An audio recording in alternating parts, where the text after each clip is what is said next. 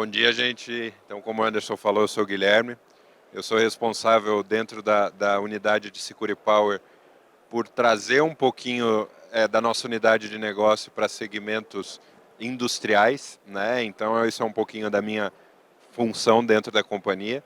E também a gente ter esse envolvimento dos canais, né? De vocês que são a nossa frente perante aos usuários finais, né? Então, é um pouquinho disso que a gente quer conversar hoje aqui com vocês. Só para entender um pouco, se vocês me ouvem, eu queria entender um pouco os segmentos de vocês. Tem painel montador parceiro montador de máquina? Queria entender um pouquinho do segmento de vocês. Alguém consegue falar? Já Por vi exemplo, a você, da onde? Luzville aqui. Luzville, Luzville está lá. montador de painel. O que mais? Hã? Ah, você é um Operador intruso? Não é intruso não, não é intruso não. E É vocês? bem-vindo. Revenda de TI. Revenda de TI. Antiga industrial, Gali.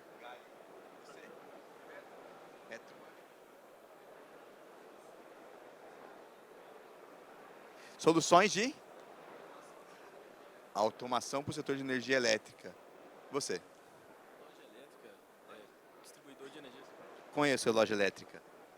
Sistema. Integrador de sistema. Integrador de sistema. Vocês? Eventos? E a Luzville. Luzville. É. Não, tá certo. Então temos um público bastante diversificado. Bastante diverso. Exatamente o que a gente queria, na verdade. Sim, né? sim. Então, assim, a gente vai discutir um pouco aqui a respeito, assim, acho que vocês já viram isso do ponto de vista de indústria, toda a evolução que a indústria tem, né, Guilherme? A gente só trouxe isso aqui só para a gente contextualizar um pouco o nosso discurso, Como verdade. pilares, né? Isso. Acho que como essa transformação, quais são os pontos-chave da transformação digital na indústria e como elas acabam, querendo ou não, demandando por uma disponibilidade não só de dados, como também de energia. Sim, e na verdade a gente vê hoje o mercado como um todo se preocupando muito com a melhoria e o desenvolvimento do ponto de vista tecnológico, porque isso de fato traz competitividade, né? A tecnologia cada vez replicada, ela tem uma tendência de redução de custo, então uma maior acessibilidade. Ao mesmo tempo, conectividade, até com o advento do 5G, é uma oportunidade de aceleração da geração da informação.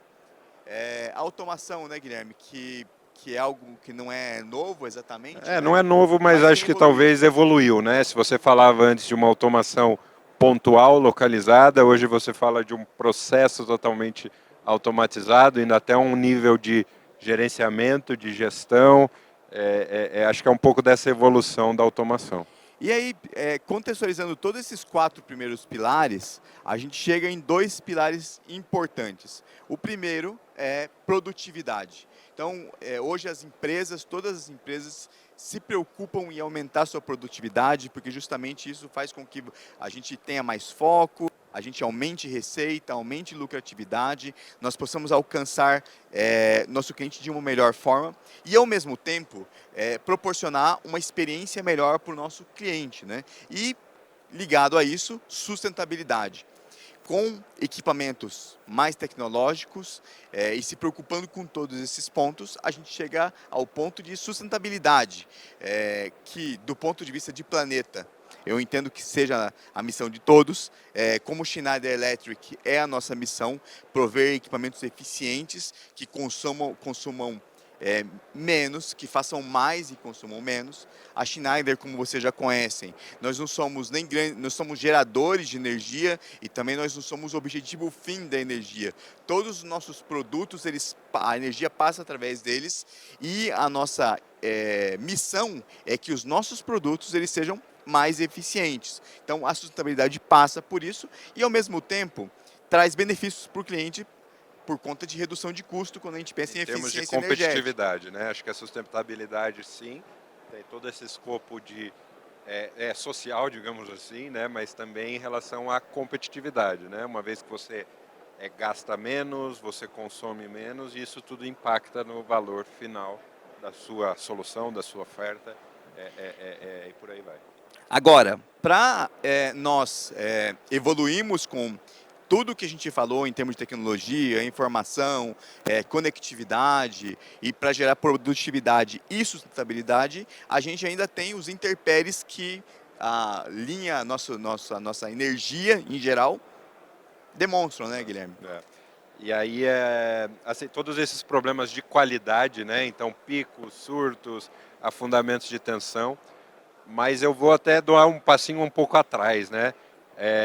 Talvez vocês se perguntem, poxa, mas na minha empresa, na minha casa, eu não sofro com esses problemas de disponibilidade de energia e talvez nem de qualidade, né? Mas olhando dados oficiais da ANEEL, o brasileiro ele fica 11 dias por ano sem energia elétrica pensando nessas interrupções. Aí você vai me falar, poxa, mas eu não fiquei. É uma média, tá, gente? É uma média, então se a gente pegar a realidade de todos os brasileiros, e talvez nós não nos grandes centros, né? Mas pessoas que estão mais afastadas, e aí a gente traz o vínculo, né? Que normalmente as indústrias também estão mais afastadas, né? Então isso certamente é uma demanda das indústrias, essa disponibilidade de energia, e aí a qualidade acaba sendo uma consequência disso tudo. E, ao mesmo tempo, assim, para um consumidor final como nós, talvez a gente nem sente, né, ficar 12 dias. É. Talvez existam 12 dias somados durante todo o ano que a gente fique sem energia e a gente não percebe isso. Mas, para uma indústria que precisa de total alta diferença. disponibilidade, isso faz muita diferença do ponto de vista produtivo e todo que a gente vai falar a seguir aqui, de prejuízos que isso pode ser causado, né? E aí a gente pensa, então, bom, onde vocês querem chegar? A gente quer chegar no mercado de energia ininterrupta, que são os no-breaks. É uma oferta foco da Schneider globalmente, onde a Schneider ela viu uma oportunidade, vê uma oportunidade de nós sairmos do ambiente só de TI, porque se conhecia muito no-breaks do ponto de vista de colocar num PC, colocar num servidor, de colocar na sala de servidores. Num data Mas center, hoje nós enxergamos a oportunidade de termos no-breaks em todo produto ou solução que tenha tecnologia embarcada. Porque toda tecnologia necessita de disponibilidade ininterrupta de energia. E aí vocês podem se perguntar, bom, do ponto de vista mercadológico, o que é isso? Sei lá, estou falando de um negócio pequeno? Não, do ponto de vista mercadológico, no Brasil, mais ou menos 400 milhões de dólares de no-break são vendidos todos os anos. Então é um mercado extremamente potencial.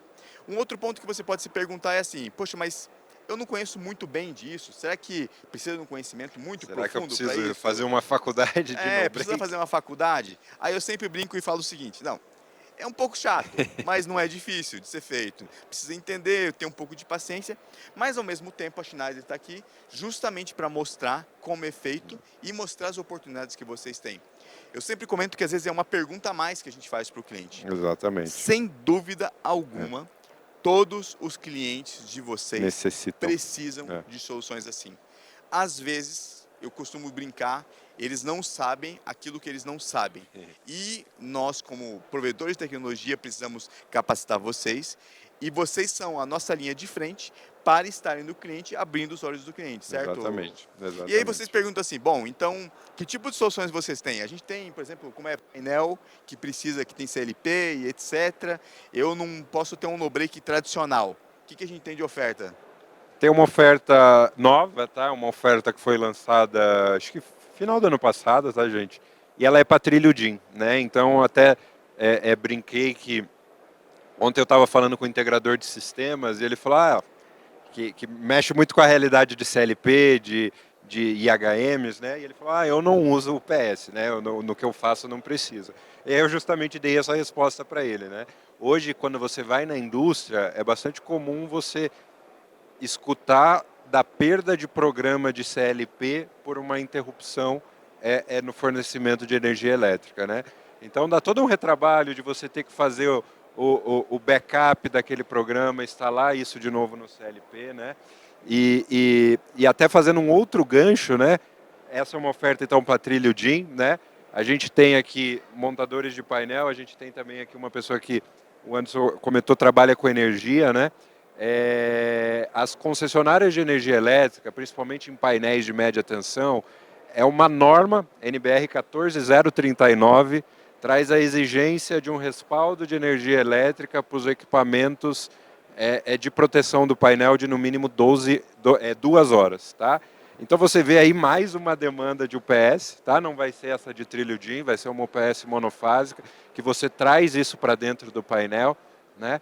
Mas assim, eu acho que isso é o ponto, porque a gente vai conversando e as oportunidades vão surgindo, vão aparecendo, né? Então, só trago esse exemplo para realmente a gente começar a instigar um pouco disso, a buscar esse tipo de oportunidade. E mostrar a quantidade de oportunidades que vocês têm à disposição.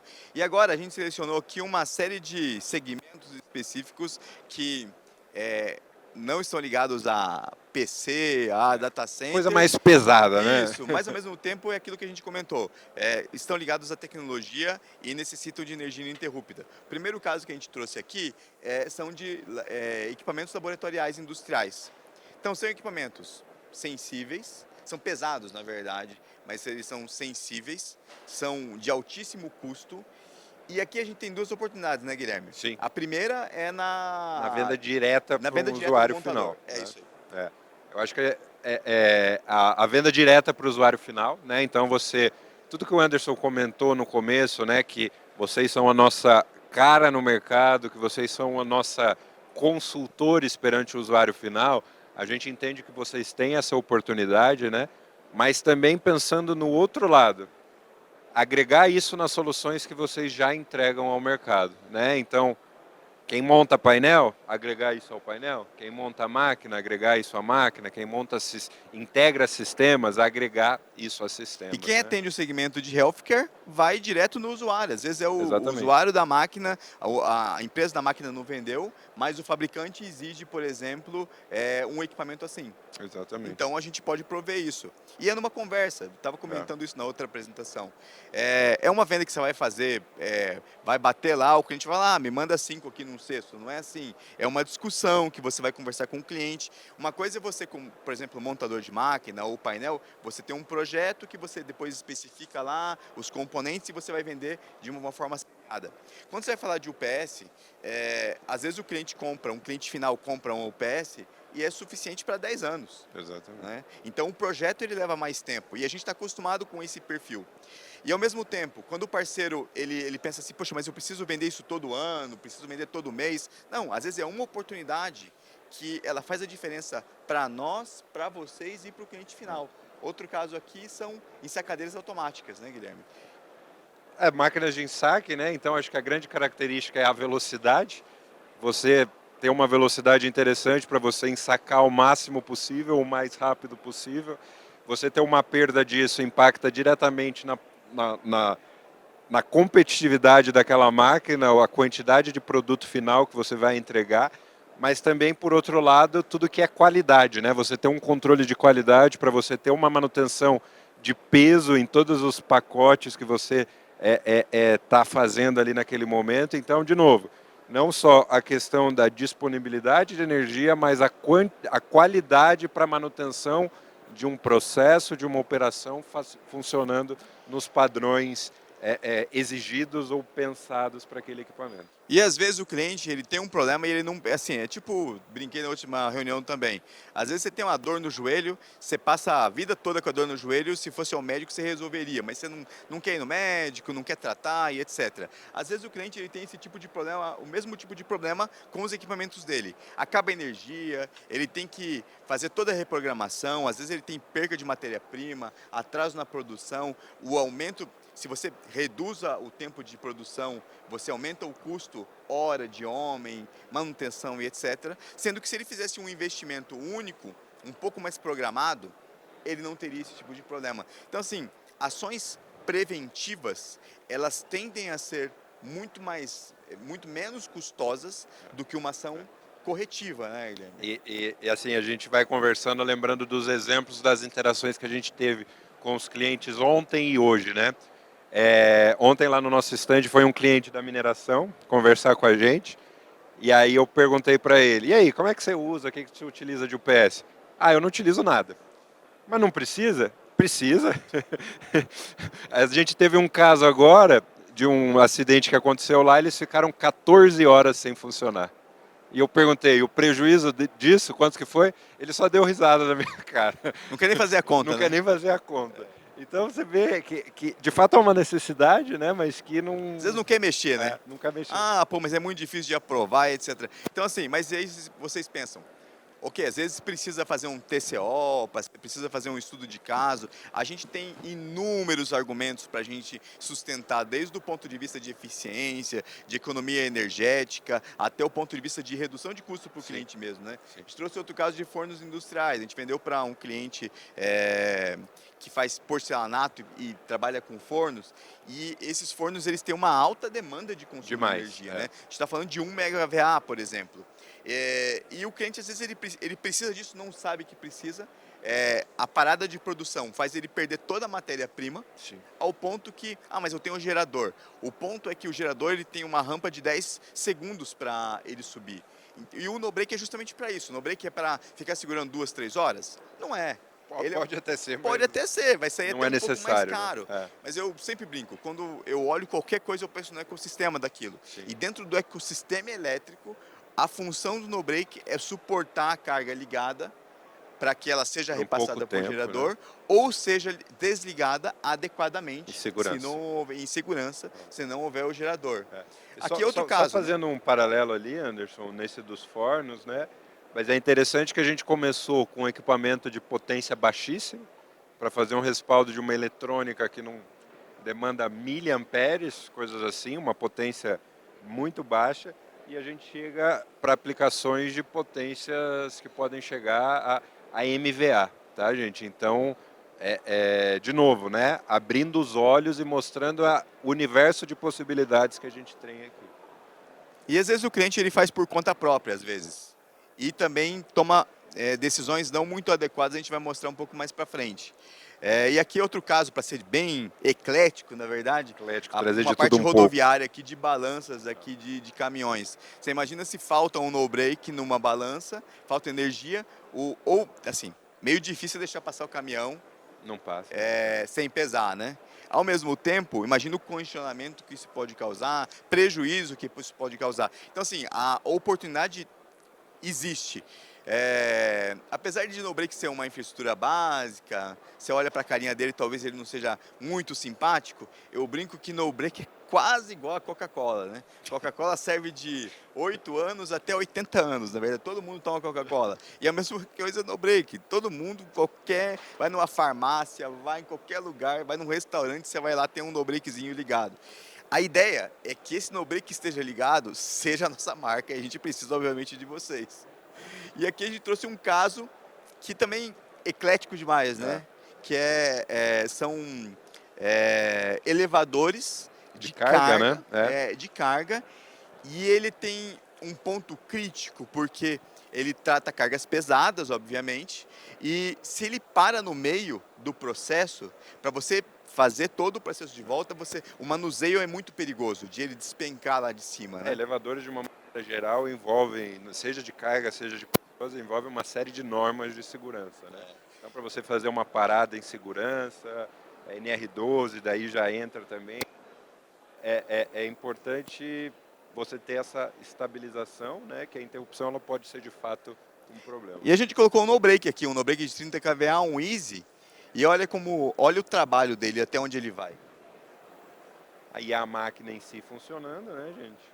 Mas lá pertinho junto a um centro de controle ali do operador, um UPS.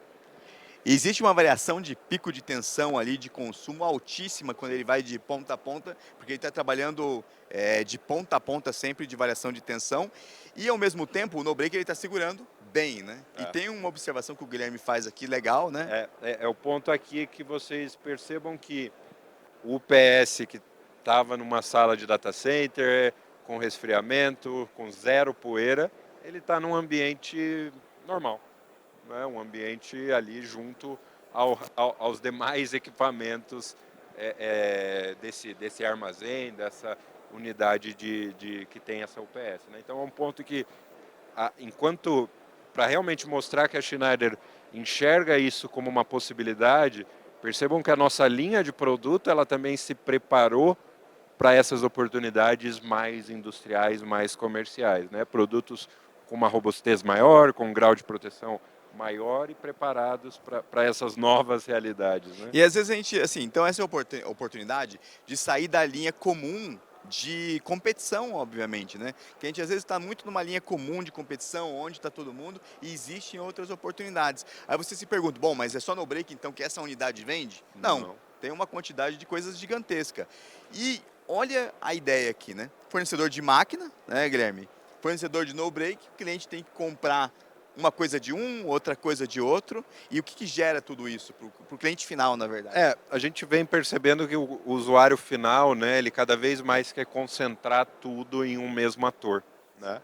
Ele quer lidar com processos de compra, depois com o segmento daquela compra, com uma mesma pessoa, né? Então, entendemos que um provedor de soluções, alguém que está fazendo uma venda consultiva àquele usuário final, se ele puder agregar tudo em um mesmo pacote, ele vai ter mais condições, né? E além de trazer mais competitividade para ele, para o negócio, né? Quando a gente olha para esse modelo aqui, ele é um modelo muito mais eficiente, porque o cliente ele tem só um ator para tratar, só tem a Schneider para tratar. Quando for falar de serviços, serviços da Schneider, é um fabricante, a questão de homologação, a gente vai colocar um produto que exatamente funcione para determinada máquina.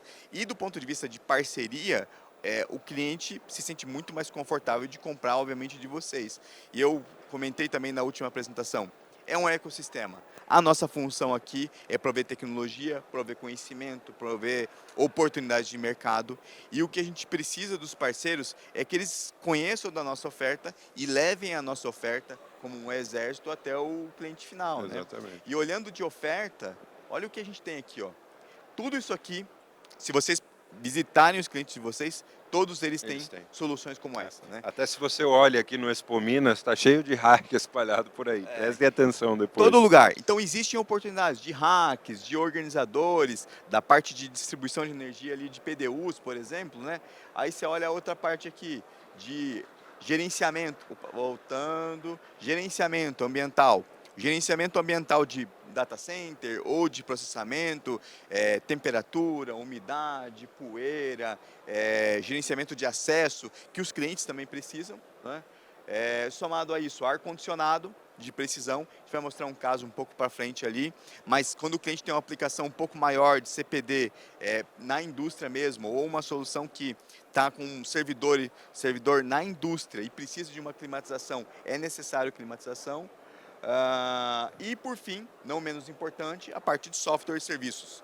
Então imagina o pool de oportunidades de negócios que podem ser agregados, não só pensando no break, mas todas essas oportunidades. Mais uma vez, todos os clientes de vocês precisam disso. É difícil vender? Não é difícil. É uma pergunta, 2, 3 perguntas a mais que vocês façam para os clientes de vocês. E obviamente que o cliente ele se sente confortável de comprar de quem ele conhece. Eu entendo até que, pela que a gente vê de mercado, às vezes o cliente ele prefere fazer uma compra de quem ele conhece e esse parceiro não conhece exatamente muito bem, do que um especialista que ele nunca faz negócio. Nunca viu, né? Confiança é tudo, né? Sim. Contato E é tudo. aqui a gente trouxe um caso aqui de um cliente que resolveu fazer sozinho. Esse é um caso aqui que tem os CLPs e o cliente resolveu construir a sala aqui, entre aspas, de data center dele, sem se preocupar, não contratou uma empresa especializada para indicar, para orientar, teve um investimento alto para construir tudo isso aqui, 6 meses depois, tudo empoeirado. Tudo empoeirado, correndo o risco de perder garantia, né, Guilherme? Perder eficiência, perder produtividade também, né? Eu acho que, em resumo, foi um caso que o cliente ele se preocupou em tudo relacionado à automação do processo. Era um caso que a gente olhando os PLCs e tudo, é o fino da tecnologia, mas ele parou no CLP. Ele não se preocupou em como seria todo o processamento de dados e toda a informação que esse CLP iria gerar, né? E aí acabou acontecendo essa situação aí, né, em que você precisou um retrabalho, um reinvestimento e coisas que não precisam, né? Então, se nesse primeiro projeto a gente já tivesse agregado isso até para o nosso parceiro que estivesse lidando com a situação, ia ser também um pacote maior, mais interessante, né? Então, de novo, 2, 3 perguntas a mais que se façam para o cliente. Poderiam salvar o investimento do Ah. cliente, né? Não significa que o que ele comprou estava errado, mas a Não. maneira talvez que fez Conceitual, né? conceitual poderia Ah. ser feito melhor. E ao mesmo tempo, existem soluções que resolvem o problema do cliente, talvez de uma maneira até menos custosa? Existem. A gente tem aqui no nosso stand, mas ao mesmo tempo a gente tem aqui micro data center, com isolação de poeira, com climatização, que podem prover mais facilidade para o cliente. Então a questão é, o cliente às vezes se preocupa com o core dele e não se preocupa com a estrutura básica. É a mesma coisa que você se preocupar no acabamento de uma casa, mas não se preocupar com a fundação. A fundação ela é extremamente importante, mas fica enterrada no chão. Exatamente. Mas se não fizer, a Não casa dá pode certo. desabar. É a mesma coisa que acontece com o que a gente faz. O que a gente vende é infraestrutura básica, super importante. O cliente não sabe o que é importante às vezes e a gente precisa abrir os olhos deles, né? E mais uma vez, a gente conta com vocês, com conhecimento. Não precisa mudar de programa de canais. Se vocês estão em determinado programa, como o OEM, ou montador de painéis, não precisa mudar nada. O que a gente vai fazer é agregar mais a nossa Fazer linha de parte produto, do todo. fazer parte do todo. Ah, mas eu preciso uma visita técnica no cliente para fazer uma apresentação. A gente Vamos. consegue fazer. Né? Precisa desenhar tecnicamente, precisa treinar a minha equipe. Tudo isso a gente pode prover para vocês, que é o nosso dever. E o que a gente precisa de vocês é que vocês espalhem a informação, visitem os clientes, perguntem, conversem, entendam. E a partir de hoje, baseado nessa apresentação, eu espero que quando vocês forem aos seus clientes, comecem a olhar, pô, aqui tem um hack, aqui tem isso, aqui Fazer tem aquilo. perguntas-chave. Fazer perguntas-chave, né? E com isso a gente está terminando a nossa apresentação. Mais uma vez eu quero agradecer vocês muitíssimo pela oportunidade de nos ouvir, de estarem aqui. Estamos ali no stand com bastante gente, tem Sintam-se bastante soluções. convidados, será um prazer recebê-los. Será um prazer recebê-los e conto com vocês para negócios e esperamos agregar. Esperamos que tenham gostado da nossa apresentação também. É isso aí, gente. Obrigado. Muito obrigado a todos. Valeu. Nos vemos.